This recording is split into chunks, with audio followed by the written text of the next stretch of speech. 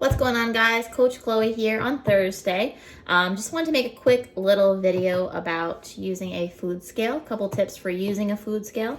You know, weighing your food isn't something that I tell everyone that they need to do, but it can be super useful for people to at least do short term.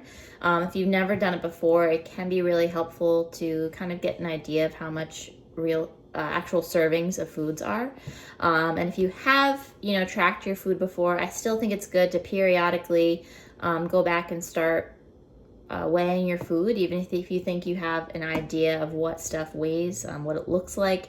It can just be really easy to kind of, once you get out of the habit, start over or underestimating how much you're actually eating. So, it's not something you have to do forever, but I think it's a really good thing to try out, here and there, maybe for a week every month or a couple days every month, just something to kind of keep you on track with what a serving really is. That being said, I want to give you just a couple quick tips on how to use it. I just have one. It's called MegaWise. I got it off Amazon. I think it was like 20 bucks maybe. You can also get them from Walmart. If you want to shop local, I'm sure the Kitchen store here in Beacon probably has them. I don't know for sure. But definitely, not a big investment to buy a food scale. So here's my food scale. I'm going to show you 3 different ways that you can measure your foods with it. First one being, if you place your container on the food scale before you turn it on, it's going to automatically zero out your measurement here. So you'll see before I turn it on, it'll automatically go to 0. Now let's say I want to take it off. I can just hit tear. It'll go back to 0. Or if I place an object on after and I want to get it back to 0, again, I would hit tear. And that's true of any food scale you have. Hit tear and it'll get you back to 0. Second thing is, so you can use that by going to 0 and putting your food in from there. A serving of this is 55 grams. I'm getting it everywhere. I did not think this out very well. There's so much food going on the floor. Okay. So listen, this is a little bit over. Hold on. Okay, right about there. So yeah, this is a serving of granola. This is 230 calories right here. Granola is one of those top items that I think that is super, super easy to overestimate how much you're eating, because most people are going to go, kind of pour granola like they do cereal, and it's really not meant to be that much, consumed that much.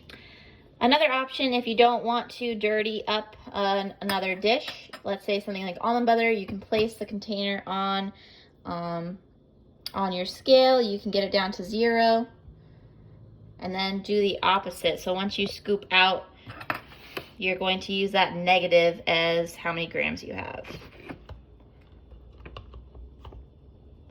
So I just scooped out 10 grams, 9 grams, 10 grams. I'm spilling it. You get the picture. So foods I'm going to recommend that you place priority on measuring them out are going to be any kind of grain, rice, cereals, oats, that kind of thing. Anything that's really, really easy to overestimate or underestimate how much you're actually eating. As far as vegetables go, I don't really measure my vegetables. Sometimes I'll measure them just to make sure I'm not underestimating how much I'm eating, because it is much easier, overestimate. It is easier with vegetables to think that you're eating more than you actually are, especially with our really light vegetables like lettuce and that kind of thing.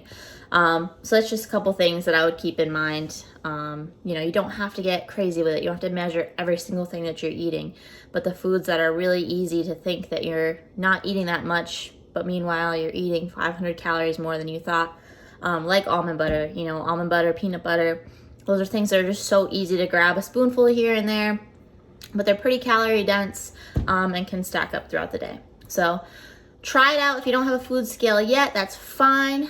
We are going to do a food scale giveaway at the goals seminar that I'm doing next week. So if you come to the goals seminar, you are going to automatically be entered in to win the free food scale, and I'll pick a winner there. Hope to see you then.